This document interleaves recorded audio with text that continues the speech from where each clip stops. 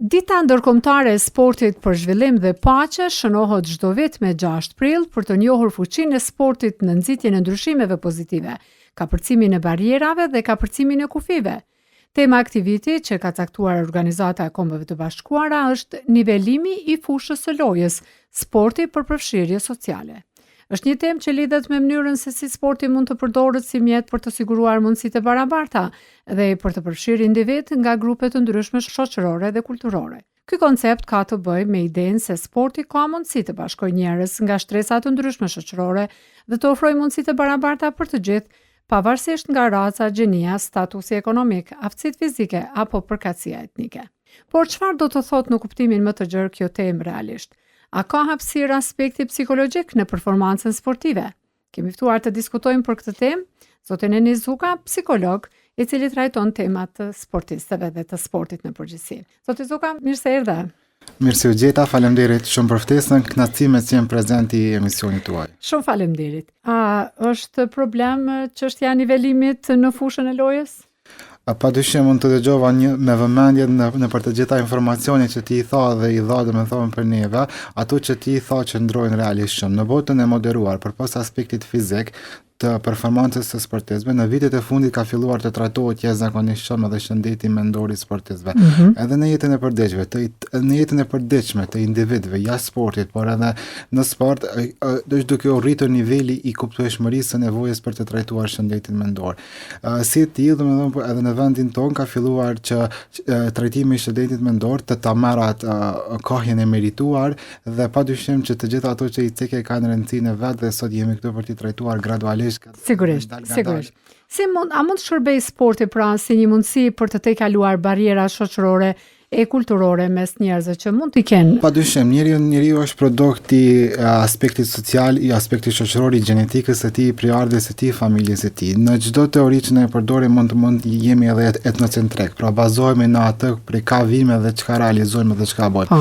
Përfshirja në sport, i përfshin disa kultura të ndryshme, minimalisht disa qytete të ndryshme, e në aspekt më të gjerë edhe disa shtete apo nacionalitete, feje apo kombe të ndryshme. Kjo e bën njeriu që të shpërfaqet me një diverzitet të ndryshëm të kulturave dhe ndihmon atë që të rrit mundësinë për socializim, të mësoj diçka të ri, inovative, ta përdor atë në vendin e tij dhe rrjedhimisht të lë diçka si kultura apo mësim edhe për një vend tjetër. Dhe gjithë kjo, duke e pasur parasysh se njeriu është i krijuar të jetë një qenie sociale, e rrit atë në aspektin mendor dhe mental dhe bën atë që të funksionojë më mirë edhe në detyrat e tjera të përditshme, qofshin ato nëse nuk janë direkt sportive.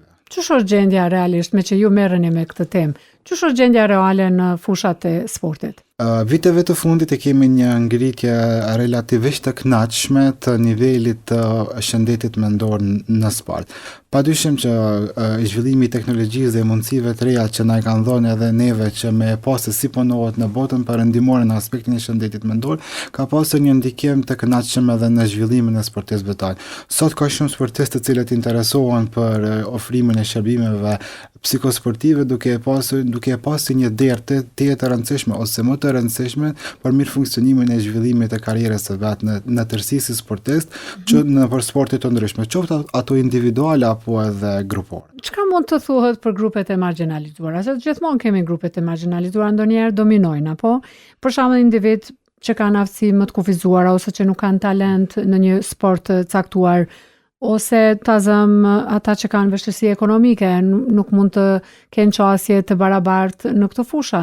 Padyshim qasja jo e barabartë ka një ndikim regresiv në aspektin e shëndetit mendor. Po vlen të cekës se në vendin tonë viteve të fundit kanë filluar disa aktivitete të ndryshme edhe për ato grupet e marginalizuara. Me qëllim të gjithë përfshirjes edhe të aftësimit të tyre në aspektin e shëndetit mendor në një aktivitet që ata mund ta bëjnë. Secili individ është i ndryshëm, është unik dhe si ai mund të realizojë disa detyra të caktuara që neve ja mundsojmë nëpërmjet aktiviteteve të ndryshme sportive që ata mund ta shfaqin vetë. Po, është shumë delikate, zoti Zuka, kjo puna e shëndetit mendor edhe në fusha tjera, në profesione tjera, por tek sporti më duket nganjëherë është më e depërtueshme ose më agresive nëse muj me thënë, sidomos kur ballafaqohen në pjesëmarrësit në terrene të pabarabarta apo jo. Sporti në parim është një aktivitet I cili liron domethënë hormonet e stresit, liron hormonet e ngarkesës emocionale. Por kjo nuk është një tillë kur bëhet një garë. Kur bëhet një garë, pastaj kemi një dallim mes konceptit të sportit në vetën e parë dhe në aspektet e tjera. Padyshim që kur bëhet një garë, kur bëhet në punë, kur bëhet një profesion, ajo sjell edhe stres, ngarkesë, domethënë me të cilën ne ballafaqohemi çdo ditë dhe mësojmë teknikat e menaxhimit për vetë sportistët që ata të arrijnë të menaxhojnë. Për shembull, presionin e publikut, presionin e rezultateve, presionin e performancës. Për këtë desha të flasim. Presionin e karrierës, po edhe presionin familjar që vjen domethënë nga jeta personale. Një gjë që duhet me pas parasysh është që jeta jon personale dhe jeta jon profesionale nuk është se mund të shkoqitet. Nuk është se ka ndonjë lidhen shumë ngushtë. Pikërisht, dhe ato që na ndodhen neve në jetën personale padyshim që afektojnë edhe jetën personale. Në këtë rast jetën e një sportisti I cili mund të pasojë domethënë me një rënje të theksueshme në performancë. Zoti Zuka, ju keni bërë studime të veçanta për psikologjinë sportive apo? Po.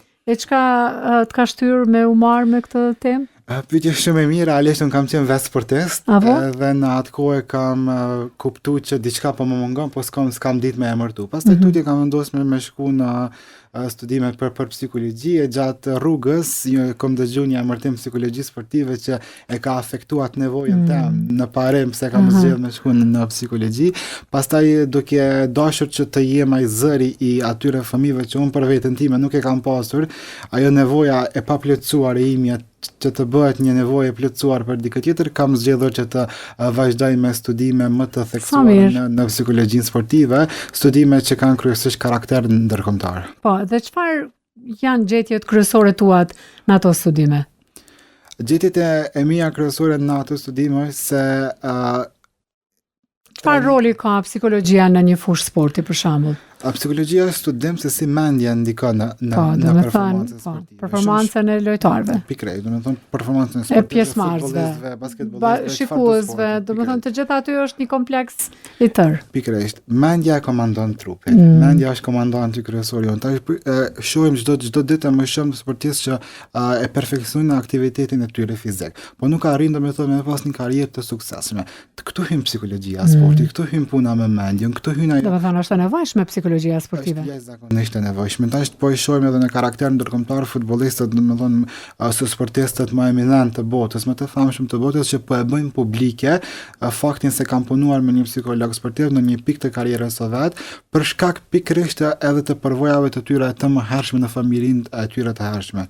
Neve kemi mësuar nga profesioni jonë që edhe përvojat apo traumat e ditëve të sotme si individ që I kemi është një rregull që duhet të kthehemi në familjen e hershme për t'i dhënë një kuptim. Ka qenë një futbollist Dele Alli, një ndër futbollistët më premtues në botë, I cili ka pas një pauzë rreth 2 vjeçare prej futbollit për shkak të përsëritjes së traumave të tij prej moshës 7 vjeçare në moshën tash 25 vjeçare, domethënë kur është përballur me karakterin e njëjtë të presionit që e ka pasur edhe në atë moshë, dhe kjo e ka shtyr atë që të pauzoj prej futbollit rreth 2 vite, pastaj për të vazhduar me procese psikoterapeutike, e tash së fundit tek duke u kthyer në fushën e lojës. Ç'është emri ky futbollist? Dele Alli. Për kë lun ky? Ka luajt më herët domethënë për Tottenham Hotspur, është një ekip në Angli. Pastaj ka pas karrierë në Turqi e tash është kthyer në Komot e Italisë. Okej. Mirë shumë. Më bën shumë përshtypje kjo ditë botërore për të trajtuar këtë temë, sepse e shoh nganjëherë unë pak e përcjell sportin edhe nuk e njoh shumë në kuptim sa që mund ta ndjeqni ju, po për shembull kur luan kombëtarja jonë e di që shumë I bëjmë presiona me pritjet tona për me qenë fituese gjithmonë, nganjëherë bashkë kur kemi aso pritje dështon në lojë kombëtarja. A janë këto efektet psikologjike që secili lojtari ka në fushë në ato raste në atë presion të madh? Padyshim, domethënë si që seki edhe edhe kur njerëzit në vendin tonë nuk e shikojnë shumë sportin, kur luan kombëtarja vërehet një mobilizim më I madh, kjo automatikisht përkthehet në është presion I madh. Në një presion për vetë futbollistët, sepse jemi edhe vend I vogël, teknologjia na ka bërë edhe më afër dhe mënyra për me ndje presionin tash është shumë më e qartë edhe më e lehtë. Në këtë rast, domethënë psikologët e sportit krijojnë ose I mësojnë futbollistëve ose sportistëve në përgjithësi teknika të vetë rregullimit emocional me të cilën domethënë ata psikoedukohen mbi presionin e tifozëve, mbi presionin e performancës, presionin e rezultatit, presionin e një momenti dështues gjatë lojës apo diçka e tillë dhe mënyrën se si me e kalu edhe me e rregulluar. Një metodë është për shembull mindfulness, teknika e vizualizimit, ku nëpërmjet saj ne arrijmë që me bë futbollistin me ndje tërësisht skenarin e mundshëm të presionit që mundet me pas para lojës, gjatë lojës ose edhe pas lojës. Si mund zhvillohen strategji, zoti Zuka, për të rritur qëndrueshmërinë mendore dhe fizike, për shembull gjatë trajnimeve të ngarkuara kur kanë lojtarët?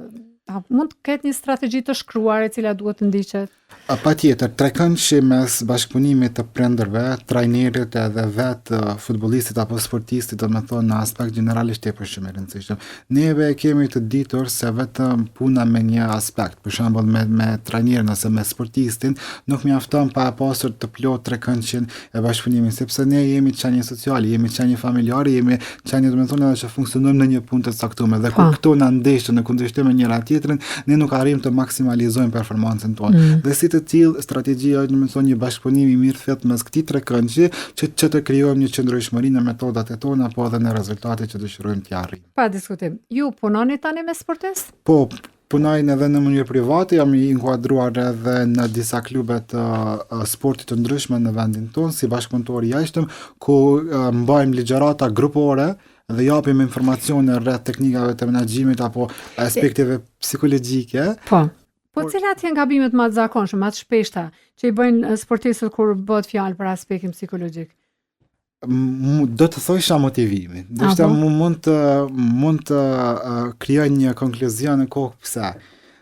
Shumë shpesh vrejmë domethënë që futbollistët apo sportistët motivohen jashtëzakonisht. Edhe kjo i bën që për një periudhë të shkurtër apo të gjatë, pa marrë parasysh, ata kanë një performancë të lartë. Po kur motivimi bie, ata shkojnë në nivelet më të ulta të performancës.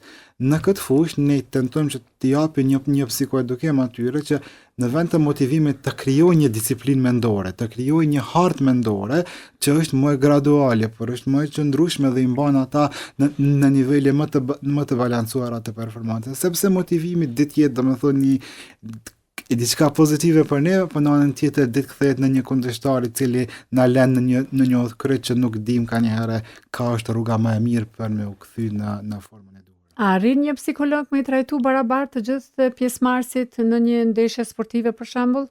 Ndoshta secili mund të ketë një ndjesi tjetër, një lojtar ndryshe, si mund të menaxhohet një situatë e tillë? Pikërisht për shkak që individet janë të ndryshëm, ekzistojnë edhe takimet individuale me ta.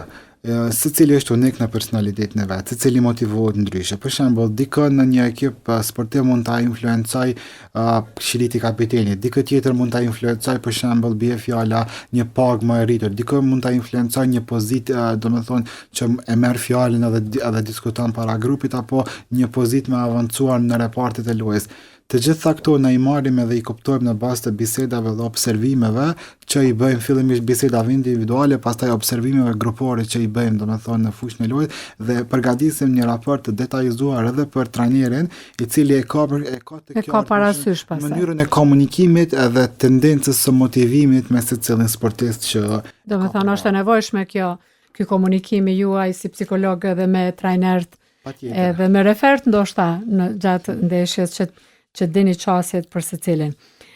Po besoj që është fushë shumë komplekse kjo, po shumë me interes të trajtohen këto qasje të barabarta të sportit dhe përfshirje sociale edhe në aspektin psikologjik në Kosovë. Dhe po më vjen mirë shumë që ndahet kohën për këtë emision. Kënaqësi edhe për mua me qenë pjesë prezente e emisionit juaj. Është i raport për mua këtë, po kënaqësi e veçantë. Shumë faleminderit zoti Enizuka, kënaqësi t'ju kisha në intervistë.